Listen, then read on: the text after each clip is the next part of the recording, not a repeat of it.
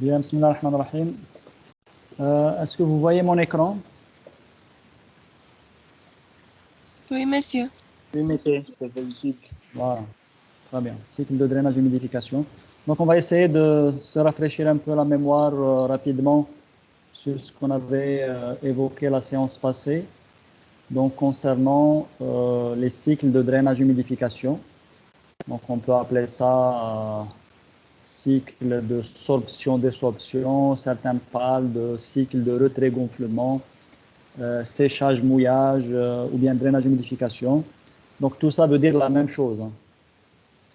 Tout ça veut dire la même chose, c'est-à-dire quand je prends un échantillon de sol, notamment un sol fin, une argile, je diminue sa teneur en eau, je regarde qu'est-ce qui se passe. Donc ça c'est un chemin de séchage. C'est comme si je prends un échantillon de sol et je le laisse sécher à l'air libre. D'accord. Donc qu'est-ce qui va se passer? Voilà, si je prends maintenant la représentation sur 5 plans.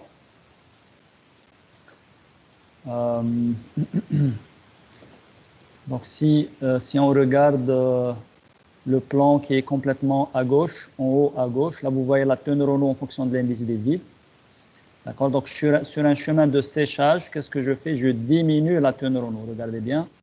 80, 40, je tends vers 0, donc je diminue la teneur en eau. Et quand la teneur en eau diminue, donc ça c'est un chemin de séchage, l'échantillon est en train de rétrécir. L'indice des vides que vous avez ici en ordonnée, d'accord? L'indice des vides est en train de baisser. L'indice des vides diminue. À un certain moment, j'atteins un palier presque horizontal, d'accord? Donc la teneur en eau à partir de laquelle j'ai un palier, si vous vous rappelez bien, cette teneur en eau, elle correspond à quoi? Comment on l'appelle?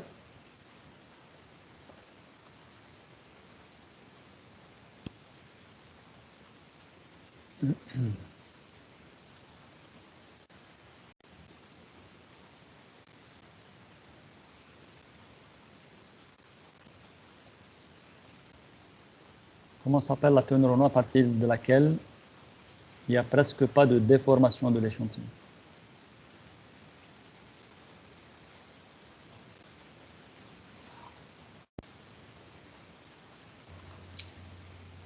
Monsieur, c'est la limite de retrait. Très bien. C'est la limite de retrait. D'accord? Comment vous dites limite de retrait en anglais?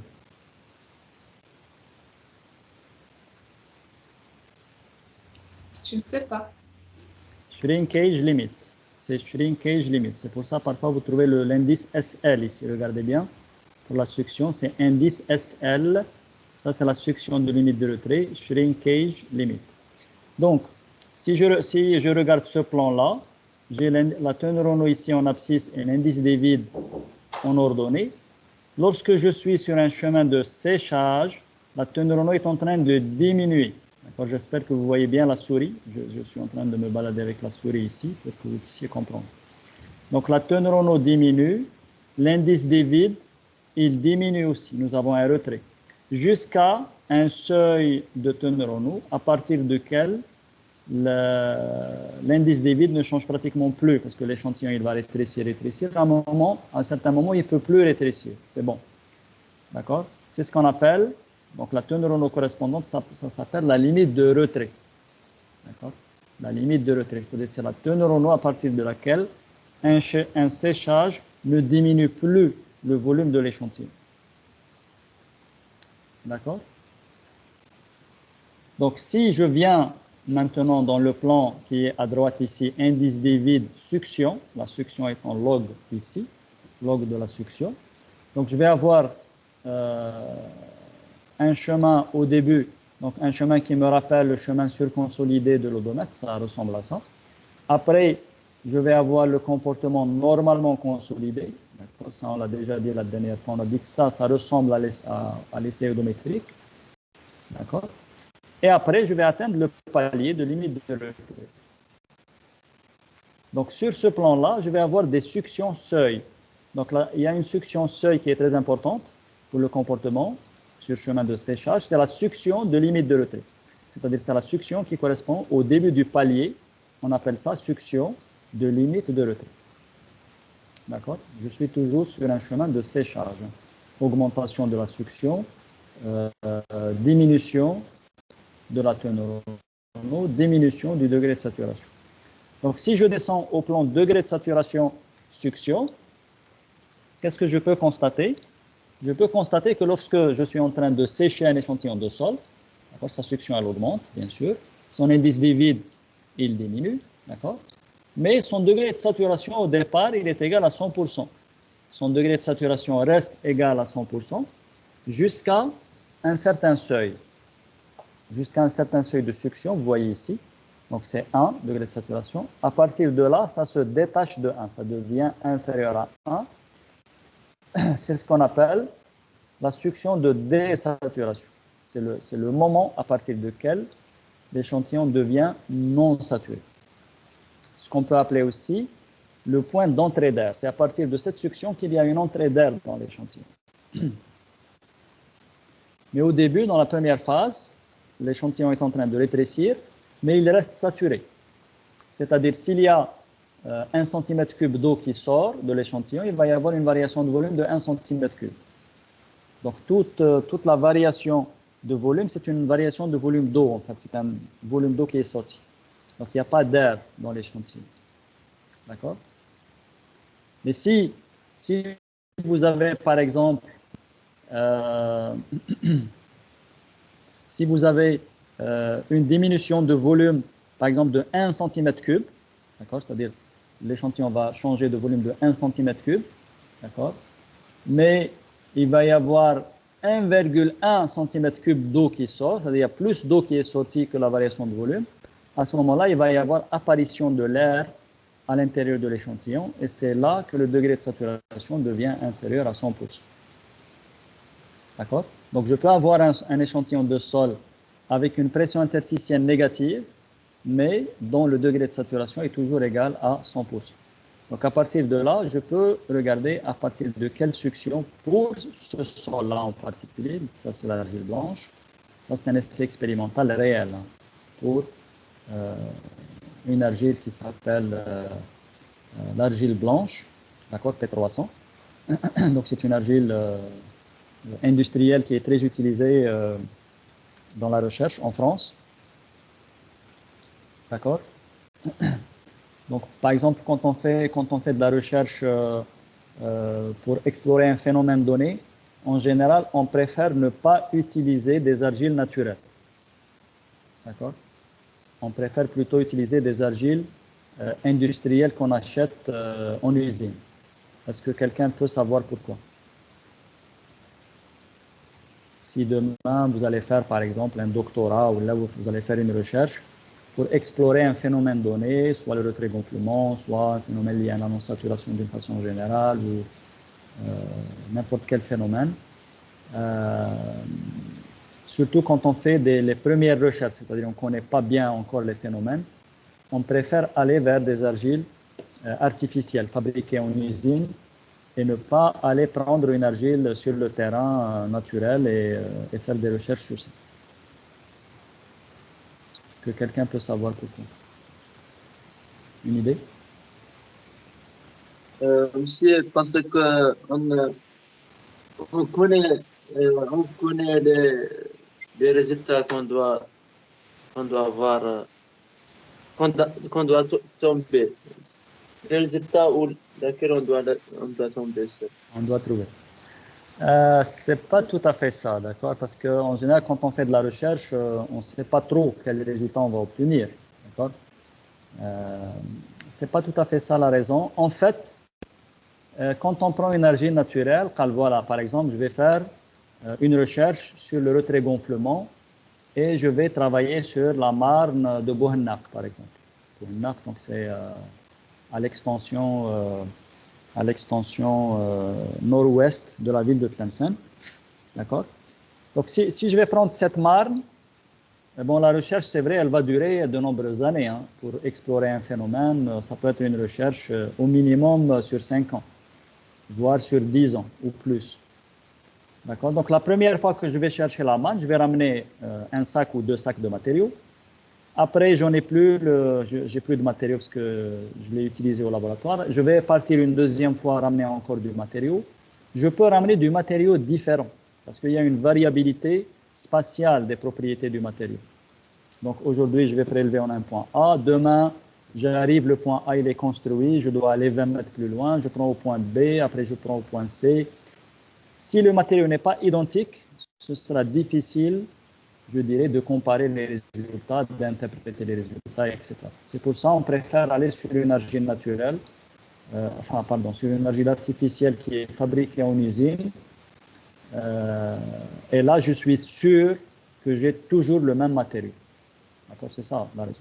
Donc c'est pour ça que vous voyez beaucoup de travaux dans la littérature, dans les articles scientifiques, etc. Sur des argiles, il te dit l'argile P300, l'argile avec telle référence. C'est une argile qui est fabriquée en usine, juste pour être sûr qu'on aura toujours le même matériau. Bien sûr, après, il faut faire aussi des essais sur des argiles naturelles pour confirmer les résultats obtenus. Bien. Donc ici, je disais, il y a un certain nombre de seuils qu'on va lire sur ces courbes, mais qui sont valables pour cette argile blanche. Par exemple, si je regarde à quelle succion ça va se désaturer, est-ce que quelqu'un peut me dire là, si vous voyez, quelle est la succion de désaturation? À quelle succion le sol va-t-il se désaturer pour cette argile blanche? Vous voyez la diapo sur vos écrans.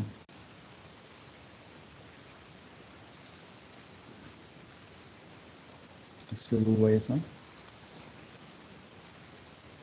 C'est à quel moment que le degré de saturation devient inférieur à 100%?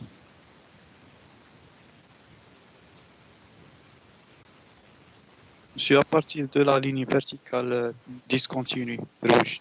Ça correspond à quelle valeur de succion? C'est vrai, la ligne rouge. 3, quelque chose. 3 quoi? ما عرفتش التي واسمه. Le T, voilà que tu fais T. L'axe des abscisses. L'axe des abscisses, c'est une succion que nous avons. C'est une succion. Donc là, vous voyez, par exemple, 1, 10, 100. La ligne rouge, elle est à peu près, on va dire, à 200 kPa. Est-ce que vous êtes d'accord? C'est une échelle log. Donc là, on montre le 10 puissance 2, juste avant la ligne, c'est 10 puissance 2, c'est-à-dire 100 kPa. On est un peu plus à droite, c'est-à-dire, on va dire, environ 200 kPa. C'est-à-dire 2 bars. Pour une succion à peu près de 2 bars, l'échantillon va se désaturer. Bien sûr, pour d'autres argiles, plus l'argile est plastique, plus ce seuil augmente. OK? Voilà.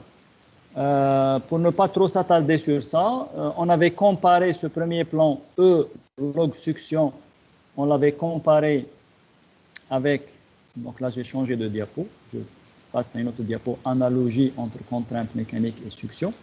Donc si je compare le plan indice des vides succion avec le plan indice des vides contrainte verticale d'un essai oedométrique, je vais trouver que c'est pratiquement la même chose. D'accord? Pratiquement la même chose. Et c'est ce que j'ai expliqué la dernière fois. C'est-à-dire, j'avais dit que l'effet de la succion et l'effet de la contrainte totale, ils sont équivalents. Mais ils sont équivalents jusqu'à à peu près la succion de limite de retrait. D'accord?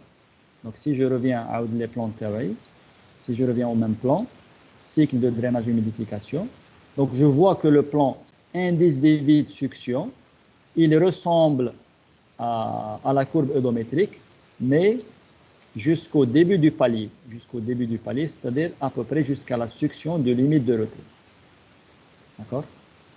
Donc, si la succion est inférieure à la limite de retrait, je peux dire que l'effet de la succion et l'effet de la contrainte mécanique sont équivalents. C'est-à-dire, je peux écrire sigma prime égale sigma moins U. D'accord? Je vais revenir ça sur un tableau tout à l'heure. Mais, donc ça c'est un résultat très important. D'accord? Ça veut dire quoi ça? Ça veut dire si je prends un échantillon de sol saturé au départ, une argile, par exemple, une motte d'argile comme ça, complètement saturée, qui est quasiment à la limite de liquidité, et je lui applique une succion de 1 bar, d'accord? Je lui applique une succion de 1 bar. Elle va se déformer de la même façon, comme si je prenais cette motte d'argile et je lui applique une contrainte mécanique de 1 bar. D'accord? Donc c'est équivalent. L'effet de la succion et l'effet de la contrainte sont équivalents, bien sûr, jusqu'à la limite de retrait, jusqu'à la succion de la limite de retrait. Parce que si je dépasse la succion de limite de retrait, le chargement mécanique continue à donner de la déformation. Par contre, le drainage va me donner un palier presque horizontal, c'est-à-dire pratiquement pas de déformation volumique. OK. Juste pour sortir de ces diapos et partir sur un tableau.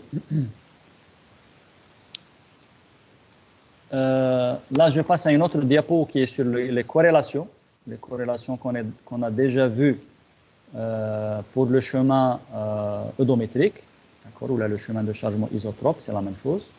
Donc la droite normalement consolidée, elle est donnée par 2 points, si vous vous rappelez, le 7 kPa, l'indice des vides qui correspond à la limite de liquidité, donc EL, WL, GS, et le deuxième point 1 mégapascal EP, d'accord, ça donne une pente 0,009 WL 13. Ça, c'est ce qu'on a déjà vu pour le domètre. Cette corrélation, puisque le chemin eudométrique et le chemin de drainage sont quasiment confondus dans la partie donc des suctions inférieures à la limite de retrait, ça veut dire que je peux utiliser cette corrélation non seulement pour le domètre, mais aussi pour le chemin de drainage ou là, le chemin de séchage. D'accord? C'est la même corrélation que je peux utiliser. Donc, si je fais un essai comme celui-là, voilà, chemin de drainage, je peux placer de la même façon que je fais pour le domètre, je peux placer la droite de corrélation de Biarritz sur le même plan, d'accord? Et ça me donne une idée, au moins, si l'essai de drainage est bien fait, si le chemin NC normalement consolidé du chemin de drainage est quasiment parallèle et très proche de la droite de corrélation.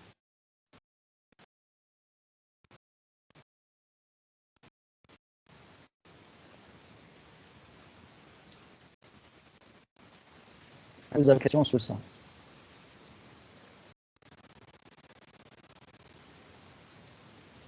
Si vous avez des questions, des doutes, des choses un peu floues, il faut poser la question. Je sais, bon, c'est des choses un peu nouvelles pour vous.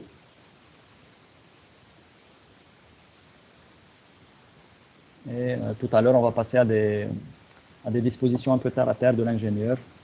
Comment il construit éventuellement sur un sol qui peut être très plastique et gonflant. Pas de questions sur cette partie? Très bien.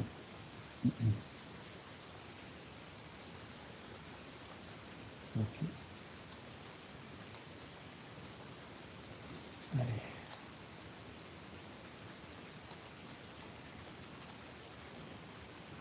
Bon, là, je vais changer le partage d'écran. Je vais partir sur un tableau.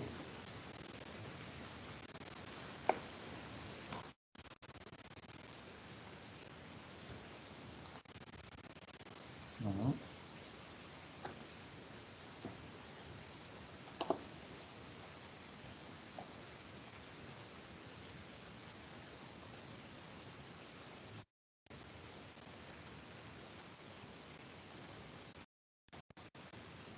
Retrait, gonflement des arches. Est-ce que vous voyez tous mon tableau? Oui. Très bien. Donc là, juste, je vais juste rappeler ce que j'étais en train de dire là, pour que vous puissiez bien le comprendre. Donc si je prends le chemin de séchage ou de drainage dans le plan E log de la succion étant moins UW si vous voulez simplifier, UW est négatif, moins UW est un nombre positif, d'accord? Donc si je prends le chemin de drainage comme ça, donc ça va être quelque chose comme ça. Et après j'aurai un palier comme ça. D'accord? Ça va ressembler à ça. Un chemin de séchage d'un échantillon d'argile. Donc j'augmente la succion, l'indice des vides il diminue, après il atteint un palier lorsque j'atteins la succion de limite de retrait. Donc ça va être ça, la succion, pardon, qui correspond à ça. On va dire c'est la succion, mais on va l'appeler LR, limite de retrait. Ok? Maintenant, si sur le même plan, je vais poser un essai odométrique, ça c'est ce que j'étais en train d'expliquer là maintenant. Si je mets sur le même plan une courbe odométrique, ça va être quelque chose comme ça. Je la mets en bleu pour la distinguer. Hop. Voilà. Bien sûr, si je continue à charger, ça va faire ça. Okay. Donc, je retrouve les mêmes pentes CS, si vous voulez, et CC que j'ai l'habitude de manipuler dans l'essai odométrique. D'accord?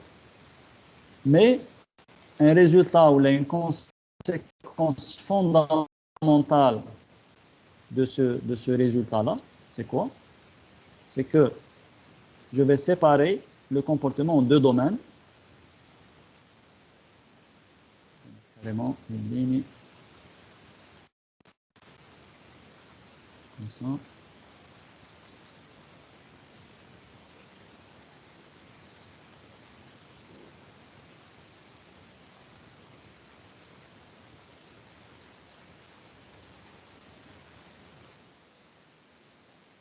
Voilà.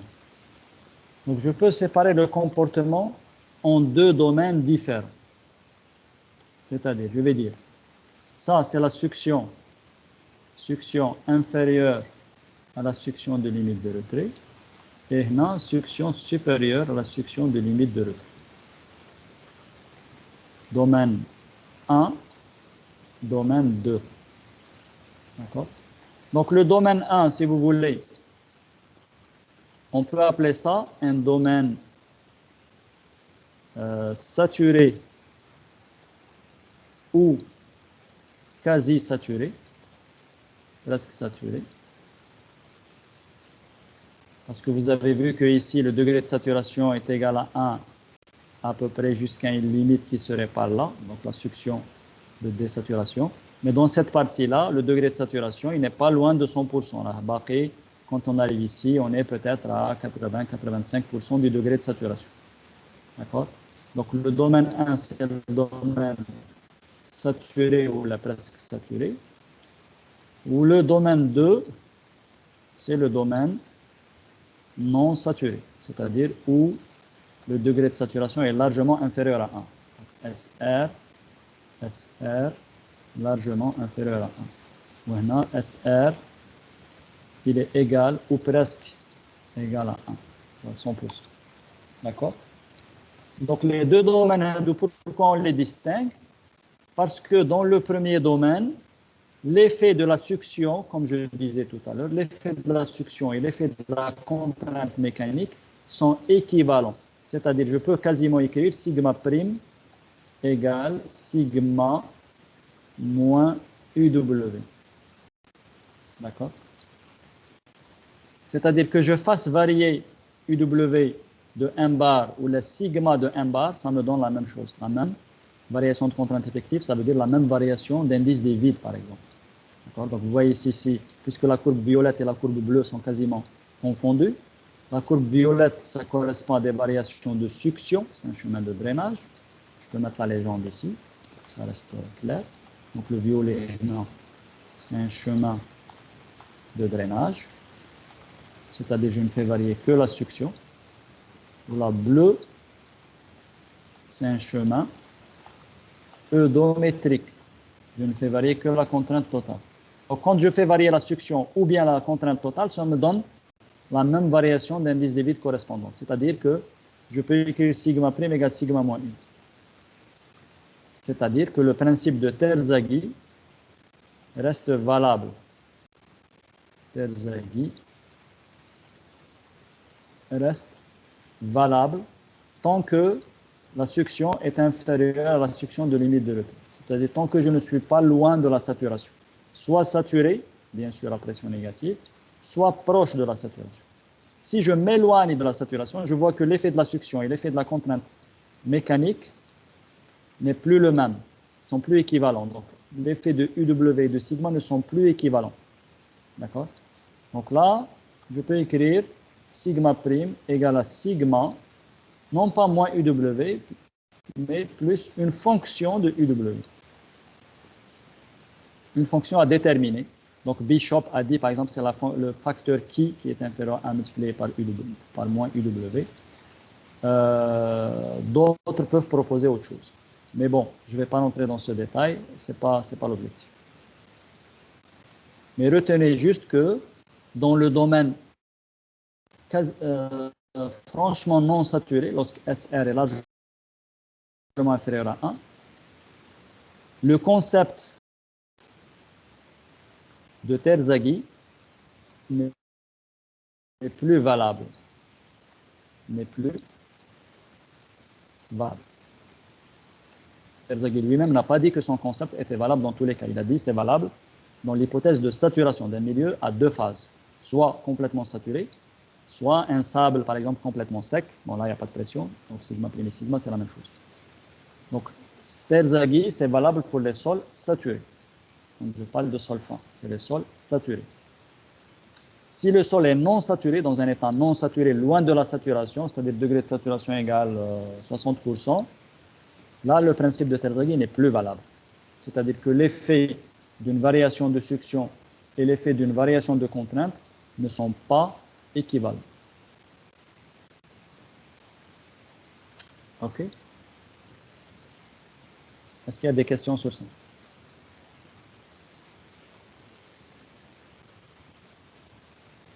Questions?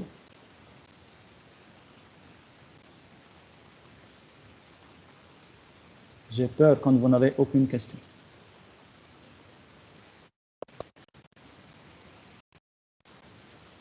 J'ai des doutes.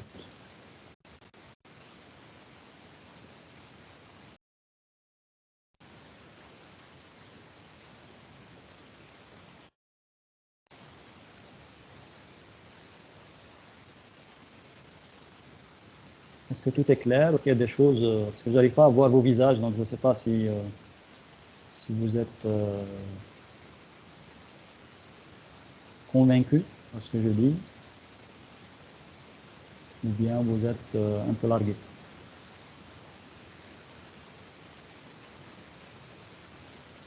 Ça va? Oui, monsieur, Oui, monsieur. on peut continuer. Ça. Très bien. Bon, maintenant, je vais essayer d'être un peu plus, on va dire, terre à terre, pour parler un peu, transformer tout ça et parler en langage ingénieur, on va dire. D'accord? On va essayer de parler en langage ingénieur. Très bien. Alors, il se trouve que lorsqu'on construit des bâtiments,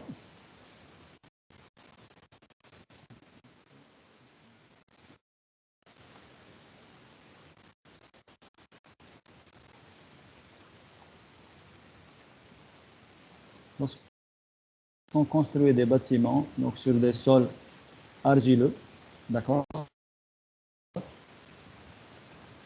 Il se trouve que parfois nous avons des fissures, des fissurations dans le bâtiment, et c'est valable surtout pour les petits bâtiments, d'accord? C'est-à-dire les bâtiments R+1, soit rez-de-chaussée, R+1, voire R+2, d'accord? C'est pour ce type de bâtiment qu'on a le plus de pathologies liées au retrait-gonflement des argiles. Alors, j'ai déjà dit en cours que ce type de problème concernait beaucoup plus les pays à climat aride ou semi-aride, hein. Par exemple les pays de l'Afrique. mais aussi les pays de l'Amérique, des États-Unis, de l'Amérique latine, d'accord, où il y a des régions désertiques, d'accord, avec beaucoup de retrait dans les sols, et éventuellement, s'il y a une pluie qui arrive comme ça de façon brusque, ça crée à haute des chemins inverses de gonflement. Et ça crée pas mal de pathologies donc, dans les bâtiments. Récemment, bon, quand je dis récemment, c'est-à-dire dans les 15 dernières années, ce type de problème a commencé à surgir en France et en Europe, où le climat était auparavant réputé tempéré, plutôt humide. Il y a eu plusieurs périodes de sécheresse. Tout le monde se rappelle des canicules, des périodes de canicules qu'il y a eu en France. Il y a eu des morts de vieilles personnes, etc. Donc là, est commencé à apparaître donc, ce type de problème. Par exemple, dans les petites maisons d'habitation, dans les périphéries des grandes villes, d'accord, les petits pavillons, commencé à présenter des fissurations à cause du retrait des pellicules. Après, quand il y a de la pluie, donc le matériau a rétréci, il va regonfler et ça crée pas mal de pathologies. Et donc, il y a eu beaucoup de travaux en France sur ce problème-là. Et il y a eu notamment un projet en 2 phases qui s'appelle ARGIC. Je crois que j'en ai déjà parlé. ARGIC, d'accord, projet ARGIC. Vous pouvez aller sur Internet, vous cherchez ARGIC, vous pouvez même trouver des rapports de synthèse. Je pourrais mettre tout à l'heure sur la plateforme un rapport de synthèse du projet ARGIC qui explique le problème, qui donne un peu des recommandations, des dispositions et ainsi de suite. Donc ARGIC, c'est analyse du retrait, gonflement des argiles et leur incidence sur les constructions. D'accord? Analyse, donc A c'est analyse, retrait, G gonflement des argiles et leur incidence sur les constructions. ARGIC, c'est un projet qui s'est déroulé en 2 phases. Donc il y a eu ARGIC 1 et ARGIC 2. OK? Donc je vais essayer de mettre sur la plateforme un rapport de synthèse que vous puissiez voir un peu comment les études se sont déroulées et quelles sont les conclusions, je dirais, de ces projets. Donc, ce type de projet en France, il implique beaucoup de laboratoires en même temps. Hein, ce n'est pas comme en Algérie. En Algérie, c'est souvent un laboratoire seul qui travaille sur un projet. En France, c'est ce qu'on appelle des ANR, Actions nationales de recherche, où il y a plusieurs labos qui se réunissent pour traiter un problème, donc souvent un problème de dimension nationale. Donc, si le problème concerne un pays tout entier, ce n'est pas la peine que chacun dans son petit coin l'étudie seul, mais que les gens s'unissent pour étudier ce problème de façon concertée et collaborent pour trouver des solutions. Bien. Alors, quand on parle donc de ce type de problème, donc il y a des étapes, bien sûr. Donc, on commence à partir de la reconnaissance du sol. Reconnaissance du sol. Parce que là, si vous voulez, il y a deux points de vue. Il y a le point de vue du nouveau projet. Quand je vais construire un nouveau projet, qu'est-ce que je fais pour éviter ce problème? Et il y a le projet qui est déjà là. C'est-à-dire, j'ai construit, c'est trop tard, j'ai construit, et voilà, j'ai des pathologies. Qu'est-ce que je fais? D'accord? Bon, bien sûr, la deuxième situation est beaucoup plus complexe parce que le bâtiment, il est là. Il y a une situation qui est déjà établie. Après, il faut remédier à la situation. Et ça, c'est beaucoup plus compliqué. C'est pour ça qu'on dit que la reconnaissance du sol est très importante dans un projet parce que ça permet de prévenir les problèmes. Et on dit, mieux vaut prévenir que guérir. Il vaut mieux que je me prémunisse d'un problème au départ, je ne tombe pas dans le problème, d'accord, au lieu de l'avoir et d'avoir à y remédier parce que je vais avoir des dépenses supplémentaires, c'est compliqué, c'est coûteux, ça prend du temps, etc., etc. Donc, il vaut mieux que ça soit prévisible au départ dans la conception initiale du projet pour éviter de tomber dans ces situations. Donc, comment on peut éviter ça? Bien sûr, c'est avec la reconnaissance du sol. Donc, si je construis un bâtiment, si je n'ai pas une idée précise du sous-sol, je ne peux pas savoir si j'aurai des problèmes ou pas. Par contre, donc, si je fais des sondages au droit donc, de l'assiette du projet, des sondages carottés, ça me permet de savoir quelles sont les couches que je vais avoir, les couches de sol que je vais avoir. D'accord? Alors, par exemple, ici, je vais avoir, je sais pas moi, un remblai. Là, ça va être une argile plastique. Là, ça va être un grès calcaire, et ainsi de suite. D'accord? Donc, c'est comme ça que je peux savoir qu'est-ce que j'ai comme couche de sol. Très bien. Après, si je trouve que j'ai une couche d'argile, après, je me pose la question, est-ce que cette argile va me poser des problèmes ou est-ce que c'est une argile qui est courante, normale, sympathique, elle ne me pose aucun problème? Comment je peux le savoir? Donc là, j'aimerais bien échanger un peu avec vous. Hein. Vous êtes en M2, vous avez fait plusieurs cours de géotechnique, de mécanique des sols. Donc vous savez plus ou moins un peu les caractéristiques des argiles. Est-ce que toutes les argiles posent problème? Voilà la question. Non, monsieur. Non, d'accord, très bien. Donc, ce n'est pas toutes les argiles qui vont poser le problème de la même manière. Maintenant, quelles sont les argiles qui peuvent me poser un problème de ce type que je suis en train d'évoquer, c'est-à-dire de retrait-gonflement? Quel type d'argile peut me poser ce type de problème et comment je peux les reconnaître quand je fais un sondage, quand je fais une étude de sol, quand je consulte un rapport de sol, même si ce n'est pas moi qui ai fait l'étude, je consulte l'étude géotechnique. Comment je peux savoir que cette argile-là me pose des problèmes? Comment je le sais? Monsieur, si l'argile c'était très plastique, on peut savoir d'après le paramètre de coefficient de compressibilité. Oui, de compressibilité. Si il est proche de 0,6, on sait qu'on est dans un état d'argile très plastique. Et dans ce cas-là, ça peut être un problème après la construction. D'accord, très bien. Donc, on va essayer de cumuler les informations. Donc là, Shorfi, قال لك qui compte CC élevé. CC طالع, bon, قال لك 0,6, bon, on peut dire déjà supérieur à 0,4. On parle déjà d'argile très compressible. Hein. CC, on est bien d'accord, c'est le coefficient de compressibilité. On a chauffé sur la figure, c'est le coefficient de compressibilité. Bon, là, on est en train de parler de retrait-gonflement. CC, ça correspond un peu au retrait. CS correspond au gonflement. Mais sachez que CC et CS sont corrélés entre eux. C'est-à-dire qu'il compte CC élevé, automatiquement le CS doit être élevé. D'accord? On a déjà dit que le CS, c'est quelque chose comme un quart de CC. C'est CC divisé par 4, c'est un ordre de grandeur, bien sûr. Mais tu ne peux pas avoir un CC très élevé et un CS très faible. En général, si CC est grand, CS est grand. Ça, allez, je suis d'accord. Donc CC, on va regarder CC. Mais moi, je te dis, le CC, je ne peux pas l'avoir au début. Parce que pour avoir un CC, il faut faire un essai odométrique.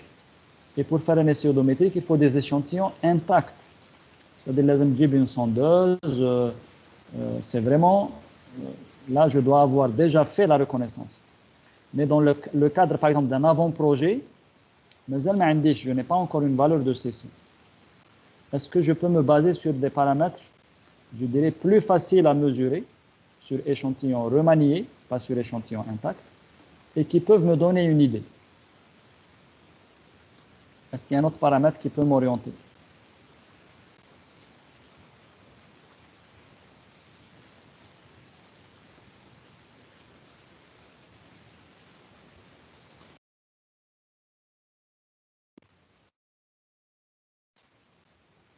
Personne ne sait. Un paramètre facile à mesurer. On a le paramètre bizarre. On n'en a pas vu.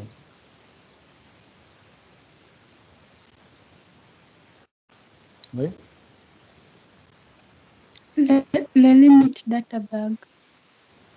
Les limites d'Atterberg. Très bien. On a déjà parlé des limites. Donc, la limite de liquidité, avant le CC, il y a la limite de liquidité WL. D'accord? WL est important. OK? Donc là, vous allez être des ingénieurs. Vous allez soit commander des campagnes de reconnaissance, soit dimensionner des ouvrages sur la base de rapports géotechniques que vous allez recevoir. Donc, quand vous recevez un rapport géotechnique, il faut lire ce rapport géotechnique, bien sûr. Il ne faut pas aller à la dernière page, d'où le projet que je vous ai donné pour apprendre à lire et à analyser un rapport géotechnique et même à critiquer un rapport géotechnique. Donc, je vais regarder les différentes couches de sol en présence et regarder les caractéristiques de ces couches de sol pour voir est-ce que c'est des sols qui vont me poser des problèmes particuliers ou pas. D'accord? Parce que c'est à partir de là que je peux éviter les problèmes. Parce que si je ne regarde pas le sous-sol ou là, je ne sais pas interpréter les mesures qui sont dans un rapport géotechnique, bah, je vais construire un peu à l'aveuglette. Je construis un peu comme je sais le faire et après on verra. Mais après, quand il y a des fissures qui apparaissent, je ne serai plus maître de la situation. D'accord? Donc, si je trouve une couche d'argile avec un WL élevé, là, ça peut attirer mon attention. Je commence à avoir des doutes. Car peut-être, cette argile peut être très plastique, elle peut être gonflante.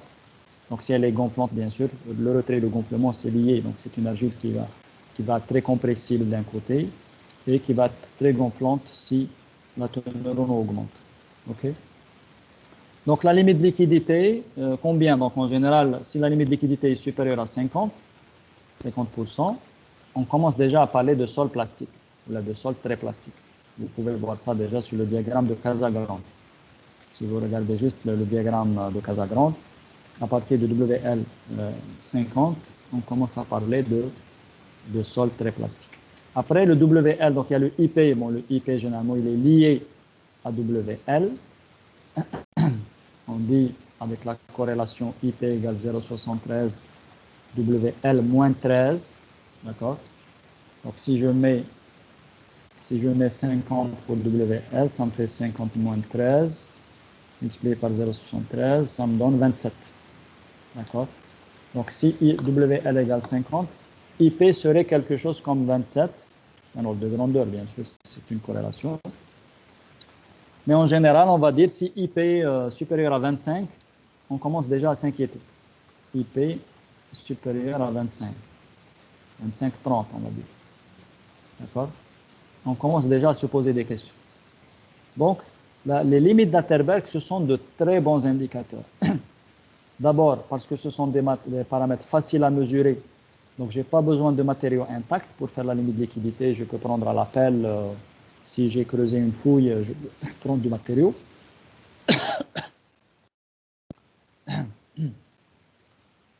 Donc, je peux facilement mesurer la limite de liquidité. La teneur en eau, bon, tu peux me dire, voilà, pour la teneur en eau, il faut attendre 24 heures pour avoir la mesure, mais aujourd'hui, tout est rapide. Hein. On peut utiliser un micro-ondes pour mesurer la teneur en eau, hein, et on a 2 heures plus tard le résultat. Donc, je peux rapidement avoir des valeurs de limite, WL, WP, donc IP. Donc, ça me donne déjà une première idée sur le potentiel de gonflement de l'argile. Si j'ai un WL égale 70, mes doutes seront forts. OK? Mais en réalité, si vous voulez confirmer, si on fait, par exemple, pour des projets importants, etc., on ne va pas se limiter aux limites d'Atterberg. Bien sûr, on va faire des essais mécaniques au laboratoire, essais odométriques, essais de gonflement, etc.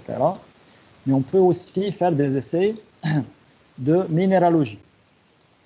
Vous savez que les argiles, vous avez 3 familles d'argiles si on veut simplifier.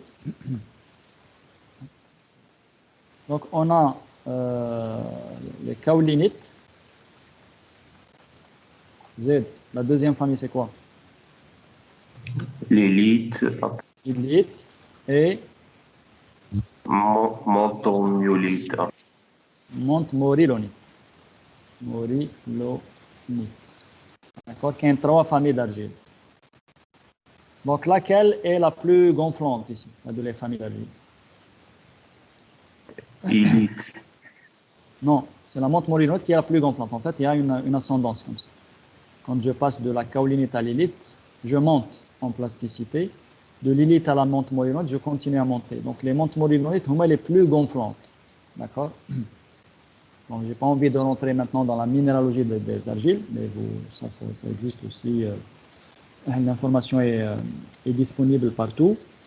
Dans la menthe morilonite, en fait, la liaison entre les feuilles n'est pas très solide. C'est-à-dire qu'une molécule d'eau peut venir s'insérer entre deux feuillets, d'accord, d'argile. Et si l'eau peut pénétrer, donc elle va créer cette augmentation de volume et ce gonflement.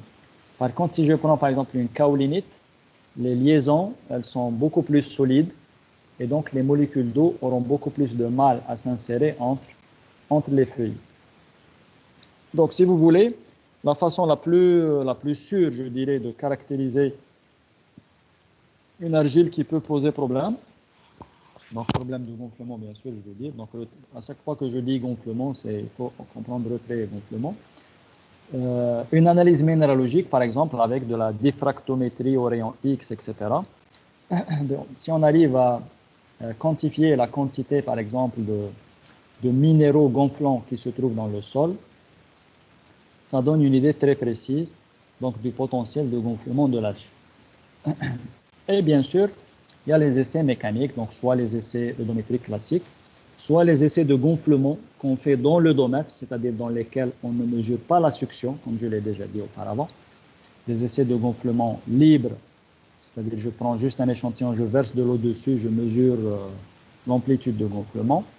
Ou là, des essais, ce qu'on appelle des essais de gonflement empêché, c'est-à-dire je vais essayer d'empêcher le gonflement en imposant une contrainte sur le sol. Et la contrainte qui me permet d'avoir un gonflement nul, c'est ce qu'on appelle la contrainte de gonflement, la pression de gonflement. Ça, c'est des essais qu'on trouve aussi partout dans la littérature.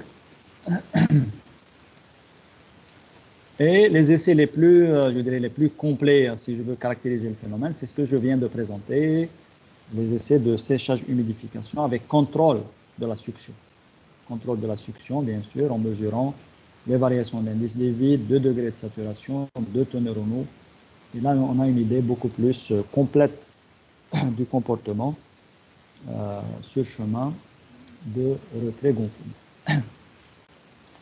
Donc ça, c'est la phase reconnaissance, ça c'est la phase caractérisation du sol. Okay? Après, une fois qu'on a caractérisé le sol, il faut construire. D'accord? Il faut construire. Donc, comment construire sur ce type de sol? Quelle disposition pratique je dois prendre quand je construis sur ce type de sol pour éviter les problèmes? Tout le but, c'est d'éviter les problèmes, d'éviter l'apparition de pathologies.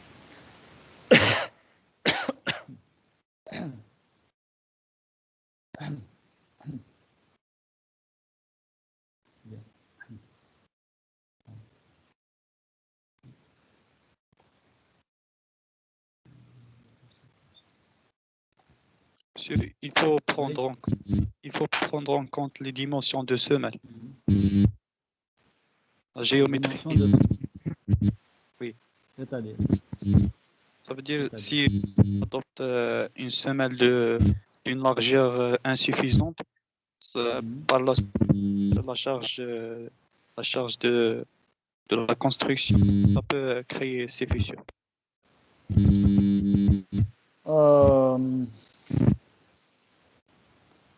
Je ne suis pas très sûr,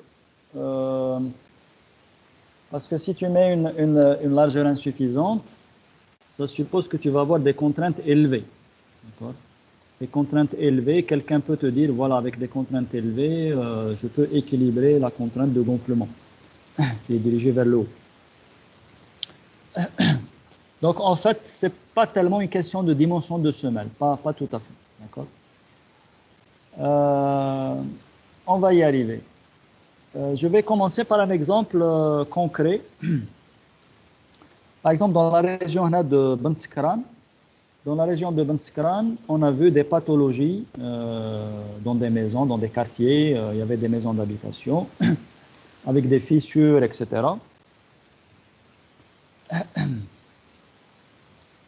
Et on a remarqué que les maisons qui avaient un sous-sol ne présentaient pas de pathologie. Il n'y avait pas de fissures. Ou les maisons, les méfihom chez un sous-sol, présentaient des pathologies. Pourquoi? D'après vous, quelle serait la raison?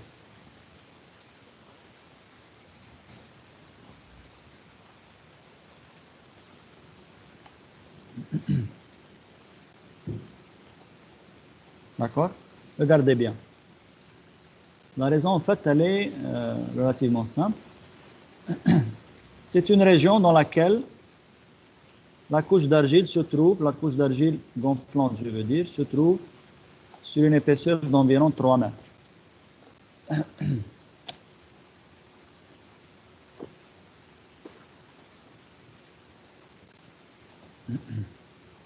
OK?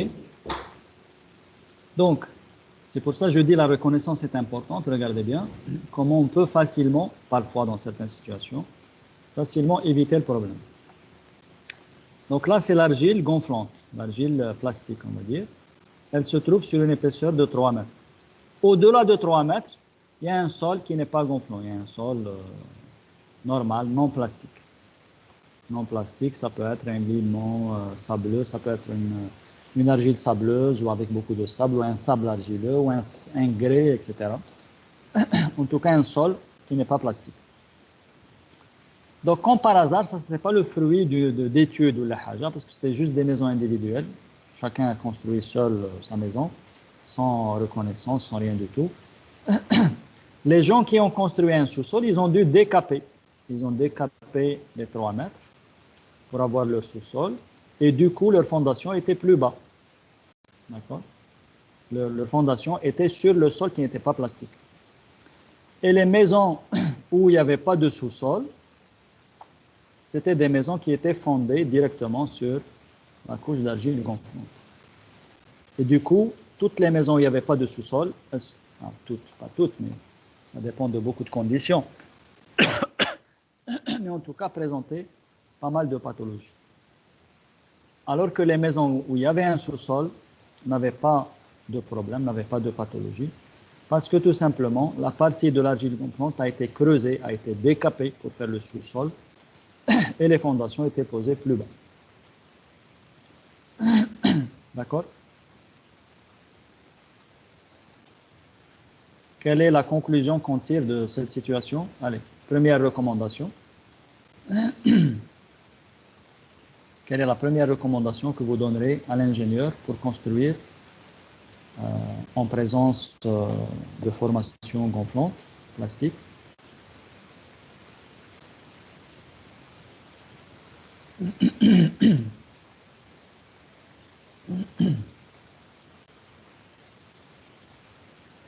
Première recommandation. Ah, on est chouïa parce que ma voix commence à partir.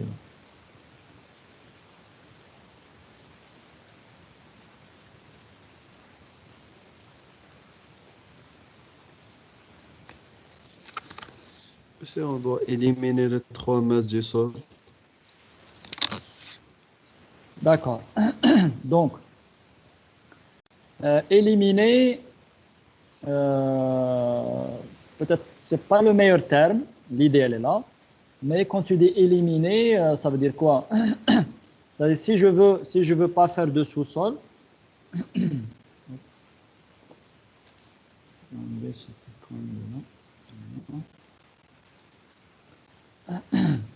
ça veut dire si je veux pas faire de sous-sol,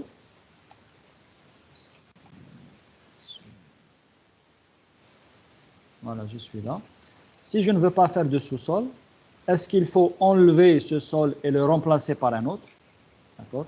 Remplacer le sol. Il est substitué, on parle de substitution du sol, c'est-à-dire enlever le sol qui est mauvais et mettre un sol qui ne serait pas plastique. Ça existe, ça existe, d'accord? Mais il faut dire que c'est assez rare, d'accord? Parce que ça coûte cher d'éliminer un sol et de remplacer par un autre. Tu vas ramener un autre sol qu'il faut placer par couche, compacté, avec des couches de 20 cm, etc. Donc ça coûte quand même cher de faire ce type de choses. Mais on peut tout simplement dire, si on peut dépasser cette couche d'argile, par exemple, si j'allais poser mes fondations, par exemple, à 2 mètres de profondeur, j'allais les poser ici, qu'est-ce qu'il me reste? Il me reste en dessous des 2 mètres, 1 mètre de sol gonflant. Si je rajoute 1 mètre dans l'encastrement de ma fondation, je n'aurai pas de problème. Donc, il suffit de dépasser cette couche d'argile et de se fonder plus bas. D'accord? De se fonder plus bas. Bon, si des semelles isolées passent parce que le bâtiment n'est pas très important, etc., je peux le faire. Maintenant, si je dois creuser beaucoup de volume de sol parce qu'il faut que je fasse des semelles filantes dans les deux sens, etc., autant en profiter pour décaper le sol et faire un sous-sol. D'accord? Donc ça aussi, c'est le rôle de la coordination entre l'ingénieur et l'architecte. D'accord? Il ne faut pas que l'architecte soit dans son coin fermé et l'ingénieur dans son bureau fermé. Et il n'y a pas de contact entre les deux.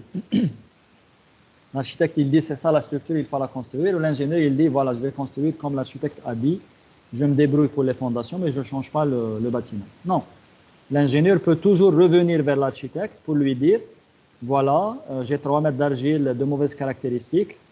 Est-ce que on peut prévoir, on peut intégrer dans le bâtiment un sous-sol? Ça va nous faire gagner beaucoup de problèmes par la suite concernant les fondations. Donc là, l'architecte, il va regarder avec le maître de l'ouvrage pour lui dire, voilà, on vous propose, si vous rajoutez un sous-sol, vous aurez moins de problèmes par la suite dans la tenue du bâtiment. Si le maître de l'ouvrage est d'accord, on intègre un sous-sol dans le bâtiment. Donc ça peut être une possibilité. Mais parfois, cette possibilité ne peut pas être envisagée. Si vous avez 10 mètres d'argile gonflante, là, tu ne peux pas, pour un petit bâtiment, descendre au-delà de 10 mètres de profondeur, sauf si c'est un bâtiment important et tu veux investir dans des fondations profondes, ça peut se faire. Mais en général, ce n'est pas évident de traverser 10 ou les 12 ou les 15 mètres de sol gonflant. Donc là, on passe, bien sûr, à d'autres dispositions. Alors là, je vais faire comme ça.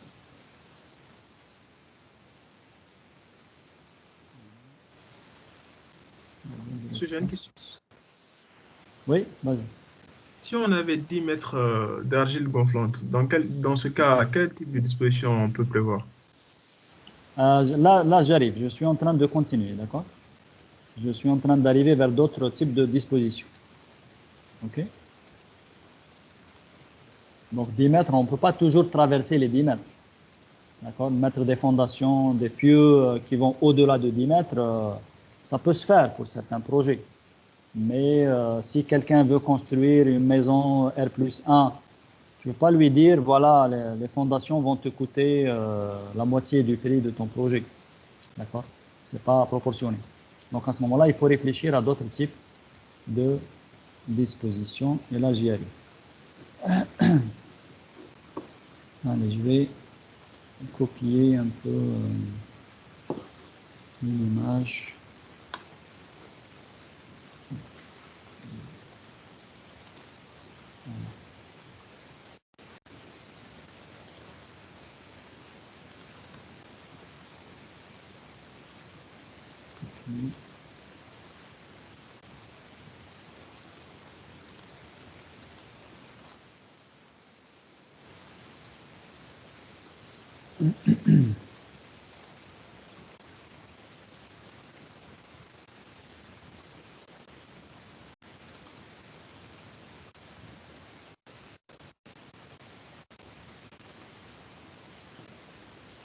Bon, ça c'est une image, la source c'est le BRGM. Hein. BRGM c'est un bureau français qui s'appelle le Bureau de recherche géologique et minière.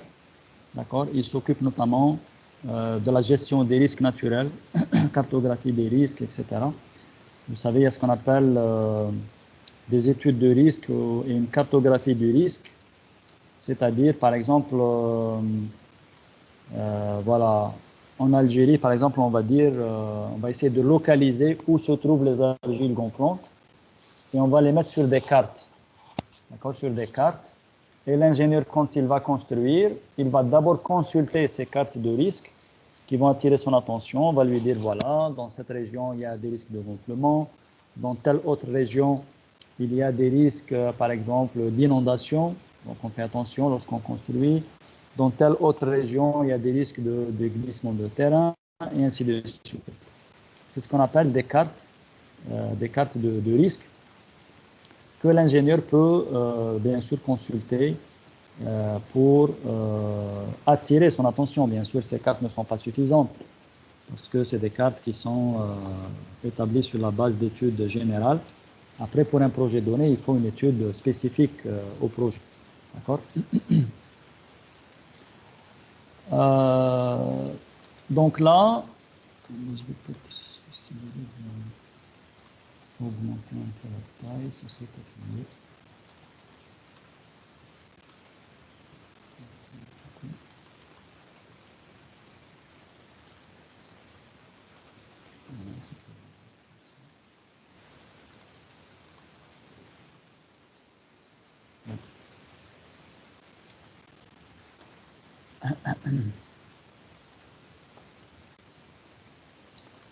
Donc, voilà un peu quelques idées. Je vais présenter quelques idées de dispositions pratiques relativement simples. Dans les idées, elles sont relativement simples.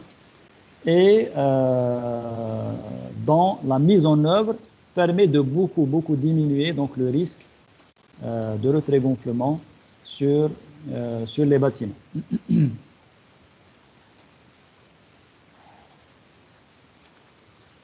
Donc l'idée générale, si vous voulez, de toutes les dispositions, la majorité des dispositions dont je vais parler, l'idée générale, c'est d'essayer d'éviter les variations d'humidité au niveau des fondations du bâtiment. Vous voyez l'image que j'ai collée là? Oui, monsieur. Voilà.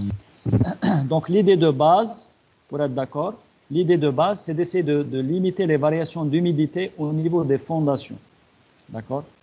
Parce que, qu'est-ce qui va se passer en fait? Imaginons que ces fondations sont posées sur une argile plastique. Donc, s'il y a une période de sécheresse et que la teneur en eau de cette argile-là baisse fortement, il va y avoir du retrait. Donc, qui dit retrait, dit possibilité et risque de fissuration. Après, s'il y a de la pluie, il y a de l'eau qui arrive au niveau des semelles, c'est le phénomène inverse, c'est le gonflement, donc soulèvement, etc. Donc, l'idée principale, je dirais, c'est d'essayer de minimiser les variations d'humidité au niveau des fondations. Donc, comment on peut minimiser ces variations d'humidité? D'abord, en essayant d'étanchéiser la périphérie du bâtiment. Regardez bien ici. Vous avez terrasse périphérique. C'est quoi terrasse périphérique? C'est juste, je peux dire trottoir périphérique. D'accord? En fait, c'est un trottoir périphérique. Tout autour du bâtiment, je mets une bande bétonnée. Là, ils disent supérieure ou égale à 1,50 m. D'accord? C'est-à-dire, sur 1,50 m, il faut que ça soit étanchéisé. D'accord? Donc, ça peut être des trottoirs, je dirais, en béton. Ça peut être aussi des géomembranes. Vous voyez, c'est des espèces de membranes en plastique qui sont actuellement très utilisées dans la construction.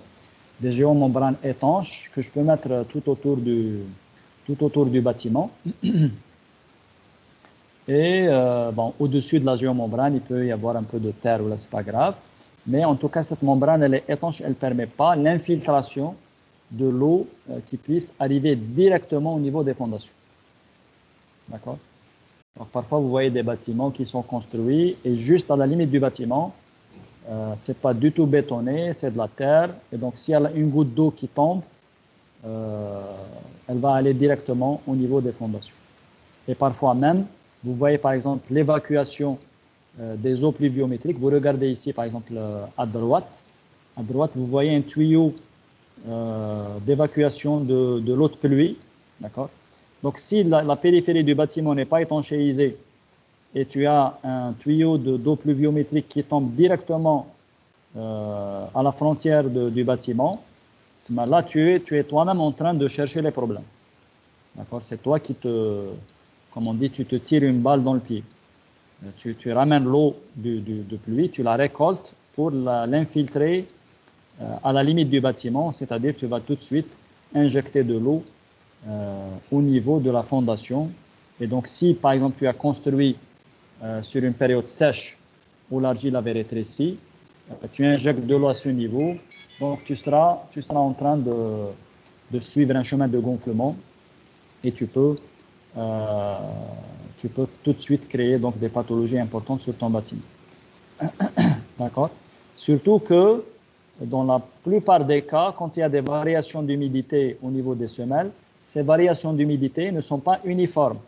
Regardez ici, par exemple, vous avez cette évacuation d'eau pluviométrique, elle est juste d'un côté du bâtiment, elle n'est pas aussi de l'autre côté. Donc si vous humidifiez d'un côté et de l'autre non, vous allez avoir un gonflement différentiel. Donc un soulèvement différentiel du bâtiment et donc des fissures très importantes. Okay. Donc toujours dans cet esprit d'éviter les variations d'humidité au niveau des semelles, par exemple quand nous avons des évacuations d'eau comme vous le voyez ici à gauche, d'accord, on utilise soit des canalisations souples qui ne risquent pas de casser, ou du moins des joints souples pour éviter les fuites. D'accord? Parce que s'il y a une fuite dans une canalisation qui passe pas loin de la semelle, c'est aussi un danger mortel pour la structure. Donc on peut récolter les eaux pluviales, etc. dans un drain qui soit suffisamment loin, au moins 2 mètres de la limite du bâtiment, pour éviter justement ces changements d'humidité au droit des semelles. Donc si vous remarquez, ce n'est pas des théories, là, ce ne sont pas c'est juste des questions de bon sens. Ce sont des questions de bon sens. Donc l'ingénieur, il doit toujours garder en tête ce bon sens. Alors voilà, j'ai un bâtiment sur un sol sensible, mes fondations, il ne faut pas qu'elles soient soumises, le sol au droit des fondations. Il faut au maximum éviter les variations d'humidité à ce niveau. Je ramène une deuxième photo.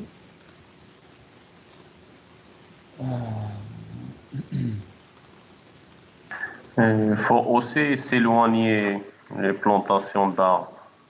Oui, ça c'est l'image suivante. Vous voyez ici.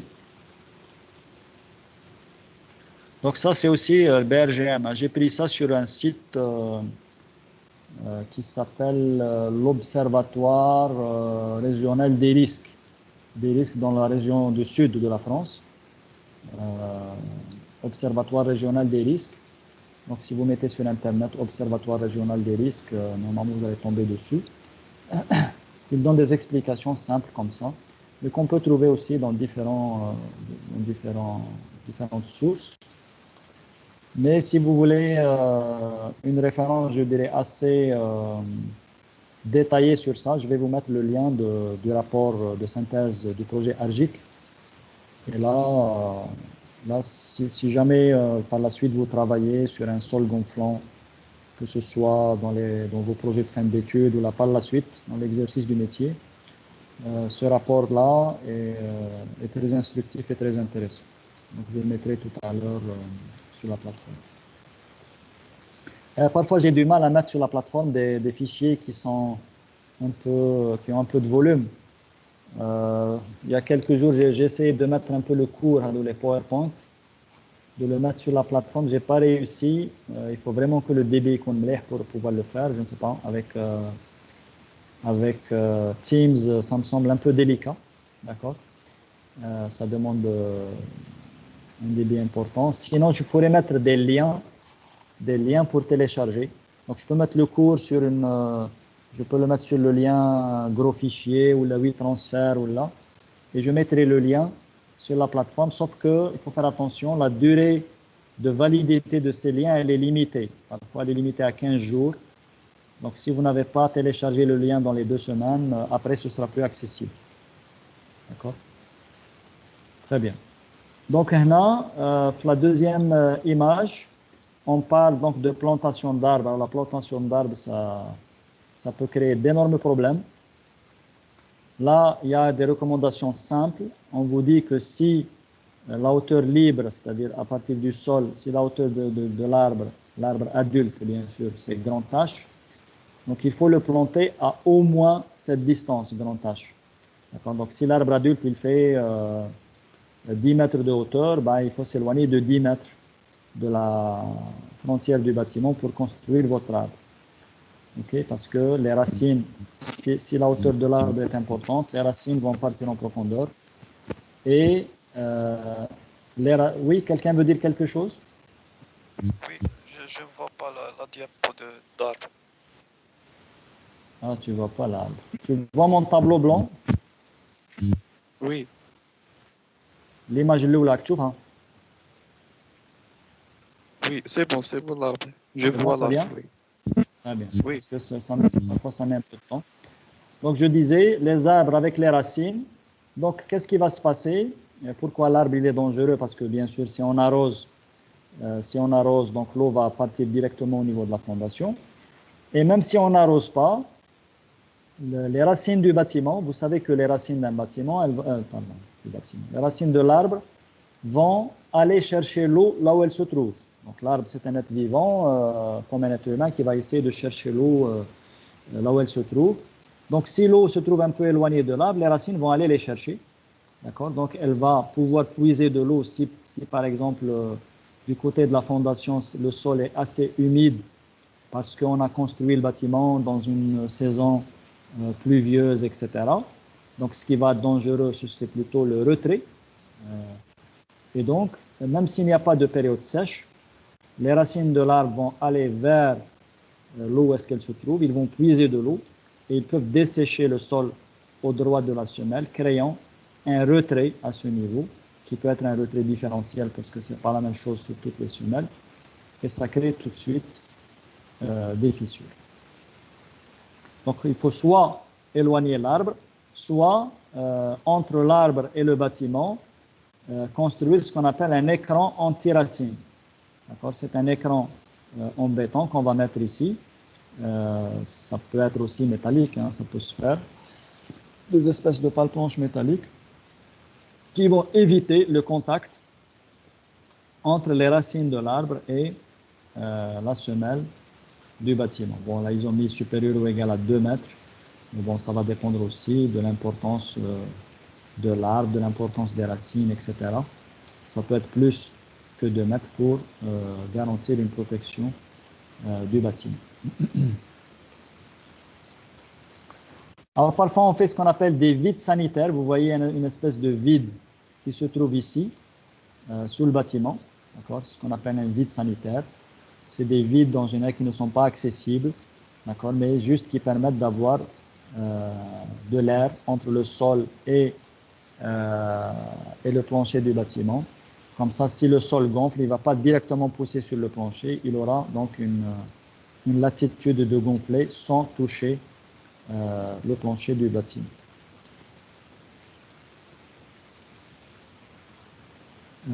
Je pourrais aussi rajouter celle-là.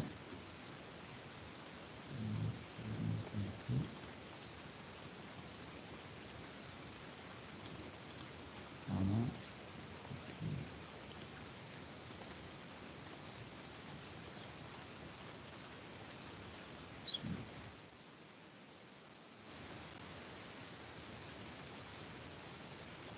Donc, toujours une image DRGN.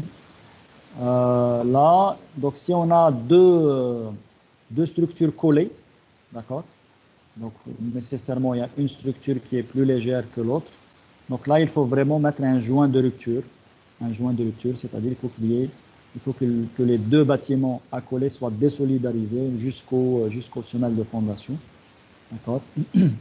Parce que s'il y a un soulèvement de l'une, ça ne doit pas entraîner l'autre. D'accord. On parle aussi de chaînage, c'est-à-dire chaîner les structures, rigidifier un peu les structures, justement pour éviter soit des retraits, soit des soulèvements différentiels au droit de la structure.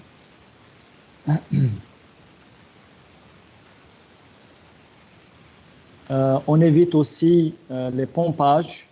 On évite les pompages, bon, quand je dis pompage, c'est les pompages domestiques, c'est-à-dire tu construis, tu creuses un puits et tu prends de l'eau, par exemple, soit pour les besoins domestiques ou là pour irriguer des petits vergers, etc. Donc là, il faut éloigner le puits, c'est-à-dire si ce n'est pas une grande consommation, je peux faire des pompages, mais il faut que le puits soit suffisamment éloigné du bâtiment. Maintenant, si c'est des pompages importants, le puits peut être éloigné, mais ça va causer des dégâts. Parce que si je vais pomper, donc je vais prendre de l'eau de la nappe, donc je vais rabaisser le niveau de la nappe, et donc je vais dessécher le sol qui se trouve sous les fondations, et ça peut me créer des retraits importants, causant donc des pathologies. Donc ça, c'est un exemple, je crois que j'ai déjà évoqué en cours. Parfois, tu vois des fissures dans ton bâtiment, tu ne sais pas d'où ça provient, mais parfois, c'est le puits du voisin qui est en train de pomper l'eau sans arrêt, soit parce qu'il doit arroser, soit parce qu'il a un petit atelier industriel, je ne sais pas qu'est-ce qu'il fabrique, du fromage ou autre chose. Il a besoin de beaucoup d'eau.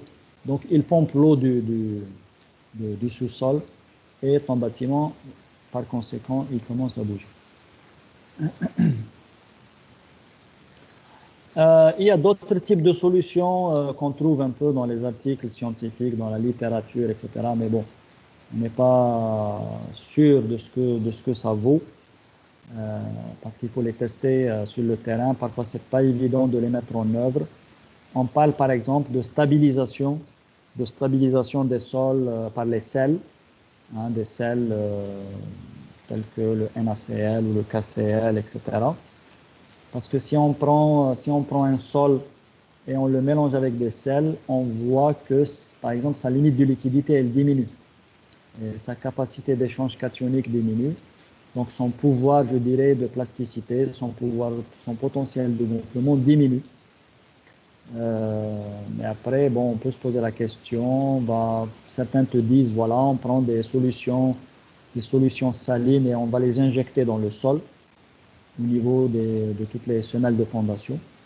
Et ça diminue du coup le potentiel de gonflement de l'argile. Pourquoi pas? Mais on peut se poser la question de la pérennité de ce type de solution, c'est-à-dire ça dure combien de temps d'efficacité? Est-ce qu'il faut injecter des solutions salines tous les 2 ans ou tous les 3 ans? Est-ce que ces sels ne peuvent pas être lessivés? Est-ce que ces sels ne peuvent pas attaquer, par exemple, le béton des semelles, etc. Sincèrement, moi, je suis plutôt sceptique par rapport à ce type de solution qui disent, voilà, il faut injecter des solutions de tel ou tel type au niveau du sous-sol. Mais bon, on trouve ça dans la littérature, on trouve un peu de tout pour proposer des solutions. Mais quand on est dans un article scientifique ou là sur des trucs théoriques, on mesure les capacités d'échange cationique des argiles, ça c'est une chose. Mais après mettre en œuvre ce type de solution et prouver leur efficacité sur le terrain, c'est une autre affaire.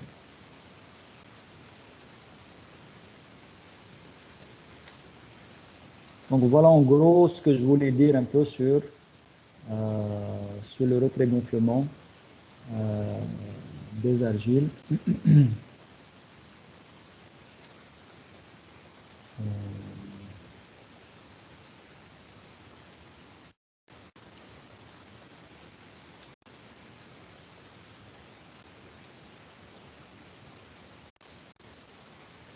Oui.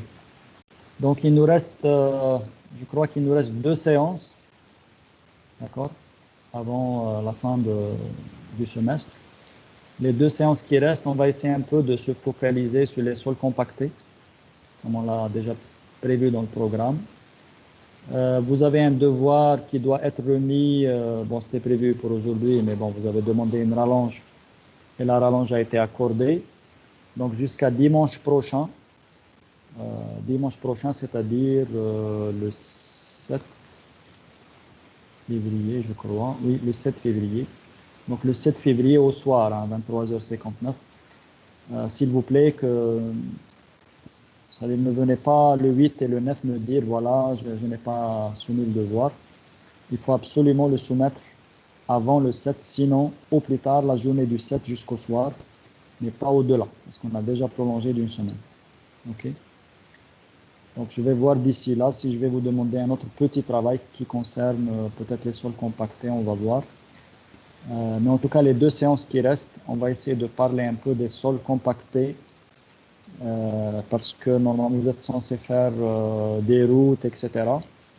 Et ce serait bien que l'on puisse regarder un peu plus en détail, vous rajoutez un peu plus d'informations par rapport à ce que vous savez sur les sols compactés. Des questions? Monsieur, j'ai une question, le devoir. Oui. Ouais, Qui fait, en utilisant les corrélations, on peut avoir pour justifier les paramètres de compactage. Ah, d'accord. D'accord, très bien. J'avais mis sur la plateforme un article sur les sols compactés. Je ne sais pas si vous l'avez vu. Est-ce que vous avez vu l'article? Je vais l'ouvrir tout de suite. Je vais vous le montrer. Je dois rapidement refaire le partage d'écran. L'article, normalement, c'est celui-là. Non, c'est pas celui-là. Ah, c'est celui-là. C'est l'article de 2002.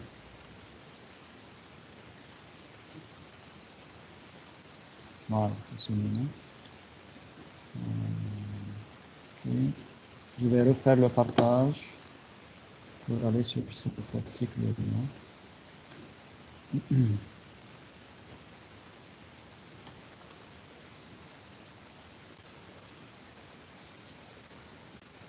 Est-ce que vous voyez l'article sur vos écrans? Aspect du comportement des sols. Ça va arriver. Voilà. Ça, c'est un article. Bon, l'article, il est en anglais.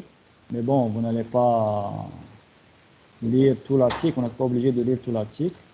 Moi, j'ai mis cet article parce qu'il contient des corrélations bien connues et qui marchent relativement bien sur les sols compactés. Alors, là, je descends vers les corrélations. Voilà. Voilà, donc à la page, par exemple, à la page 1349, parce que ça fait partie d'une série d'articles, d'une revue. Donc là, c'est la page 1349. C'est un article qui date de 2002.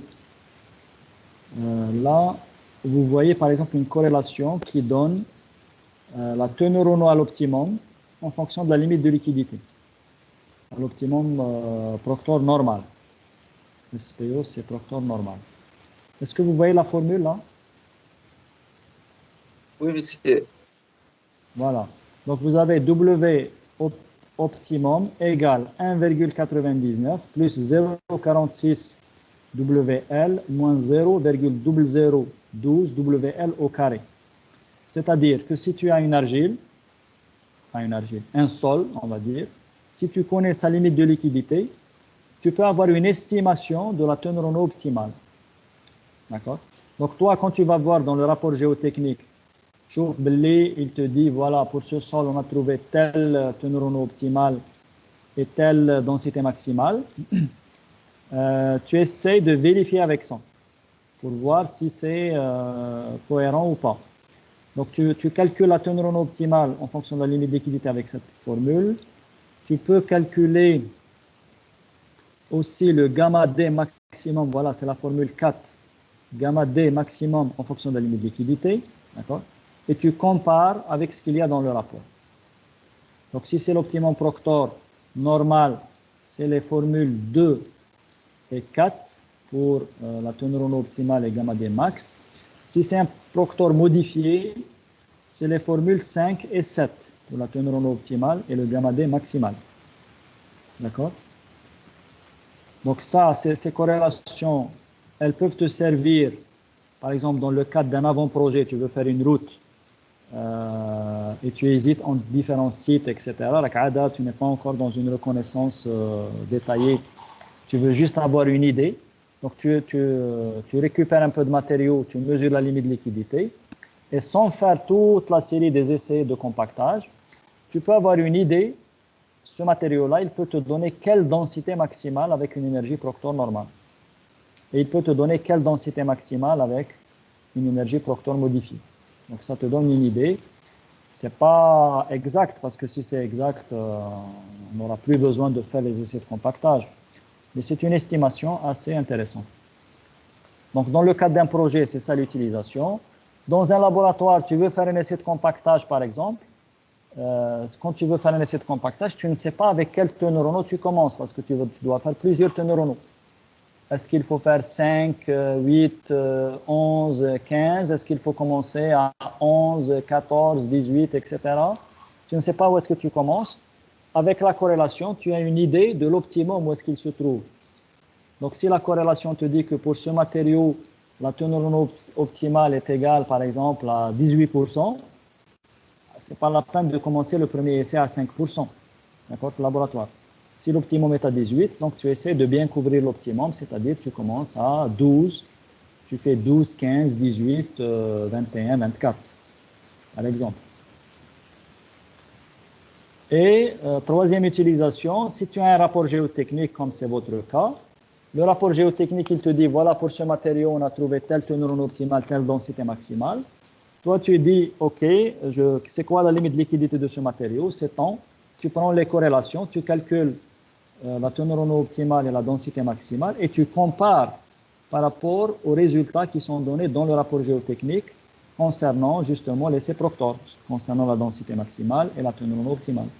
Si tu vois que ces valeurs sont proches les unes des autres, ça te rassure pour la qualité des essais de compactage qui ont été faits dans ce rapport géotechnique. Si tu vois des différences très importantes, tu peux avoir des doutes sur les essais, sur leurs interprétations, etc. Donc les corrélations à deux, elles peuvent te donner aussi même la succion. Vous voyez ici U, UC, c'est la succion à l'optimum Proctor normal. Et tu peux avoir aussi la succion à l'optimum Proctor modifié en fonction de la limite de liquidité. D'accord? Est-ce que j'ai répondu à ta question? Oui, monsieur, oui. Merci. Voilà, donc l'article, normalement, il est sur la plateforme. Je l'ai déjà mis sur la plateforme. Monsieur, Autre chose? Oui. Si j'ai des questions, je peux vous contacter sur votre email? Oui, bien sûr, oui. Oui, bien sûr. Merci beaucoup. Vous pouvez m'envoyer un email, vous pouvez m'écrire sur la plateforme, il n'y a pas de problème, il n'y a pas de souci. Merci. Mais n'attendez pas le 7 février à 10 h du soir et commencez à m'envoyer des questions. Ok, merci. D'accord? Moi, je préfère que les questions soient posées sur la plateforme, accessible à tout le monde, parce que si quelqu'un pose une question, imaginez qu'il y a 10 étudiants qui ont la même question. Chacun va m'envoyer sa question à part et je dois répondre à chacun d'eux, c'est difficile pour moi. Par contre, si la question est posée sur la plateforme qui est visible par tout le monde, la question elle est posée, moi je réponds à la question, donc les autres étudiants vont voir la réponse, ils vont en profiter aussi. Je préfère que ça soit comme ça. Maintenant, si vous avez une liste d'adresses email dans laquelle tout le monde est intégré, vous pouvez m'envoyer un mail et mettre les autres en copie, par exemple. Ou bien, si vous avez une adresse email de la promotion, car voilà, m2voa@gmail.com, vous pouvez communiquer avec moi avec cette adresse, par exemple. Juste pour que ça soit bénéfique pour tout le monde, c'est ça. C'est bon, c'est bon. Il n'y a pas de problème. Autre question? Monsieur Oui? monsieur معلش نكتبهم لك في ديف نكتبهم غاية ونعملهم ان سول فيشي ونصيفطهم لك Pour le devoir? yeah Oui, bien sûr. Moi, ça, j'ai déjà dit. Hein. Vous n'êtes pas obligé d'écrire ça sur Word, sur micro, etc. Vous n'êtes pas obligé. Vous pouvez très bien, parce que moi, je m'en fous de la forme, pourvu que ça soit lisible, hein, pourvu que je puisse lire ce que vous avez écrit. Wahad, il le fait sur Word, il n'y a pas de problème. Si vous écrivez sur une feuille de façon bien claire et après vous prenez en photo ce que vous avez écrit et vous mettez ça dans un seul fichier PDF et vous me l'envoyez, ça ne pose pas de problème. D'accord? Juste éviter d'envoyer plusieurs fichiers. C'est-à-dire qu'elle est sur 3 pages, il sort avec la première, la deuxième, la troisième, il va avec 3 fichiers. Alors, imaginez 3 fichiers multipliés par 30 étudiants, ça me fait 100 fichiers, c'est pas évident à gérer. Donc, s'il vous plaît, ça c'est un, comment dirais-je, c'est une des astuces, je dirais, de communication. Quand vous envoyez un fichier à quelqu'un, il faut que ce fichier soit aussi nommé d'une façon bien distinguée pour que celui qui reçoit le fichier ne soit pas perdu. Donc, ne m'envoie pas un fichier qui s'appelle devoir numéro 2. Non. Par exemple, voilà, j'ai sous les yeux juste à l'élan, Ramdani, par exemple, Ramdani, khadem ma'a Sharfi. Moi, les deux, khadem ensemble un projet. Ils vont m'envoyer un devoir. Comment ils doivent nommer le fichier? Là, ils écrivent Ramdani, Sharfi, devoir numéro 2.pdf. Voilà. Et ça mène juste à partir du nom du fichier, je sais qui est le binôme et ça correspond à quel devoir. Donc, c'est facile à archiver, c'est facile à traiter. D'accord? Donc, nom 1, nom 2, devoir numéro 2.pdf. Voilà. D'autres questions?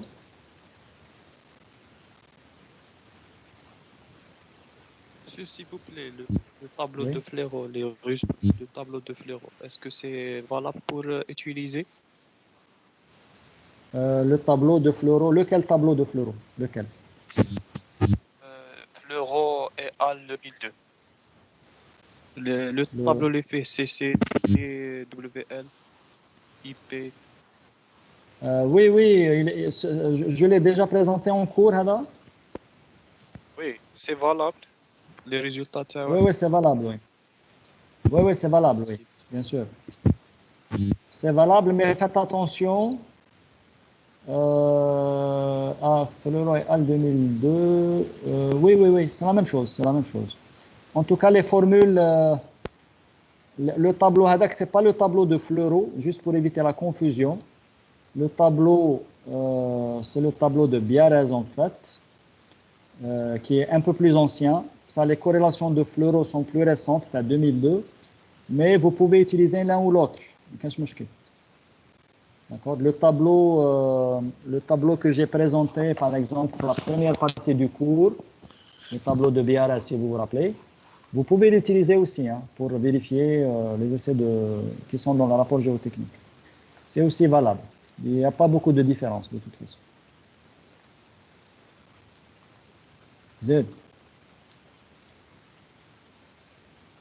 Autre question? Donc, s'il n'y a pas d'autres questions, on va s'arrêter là.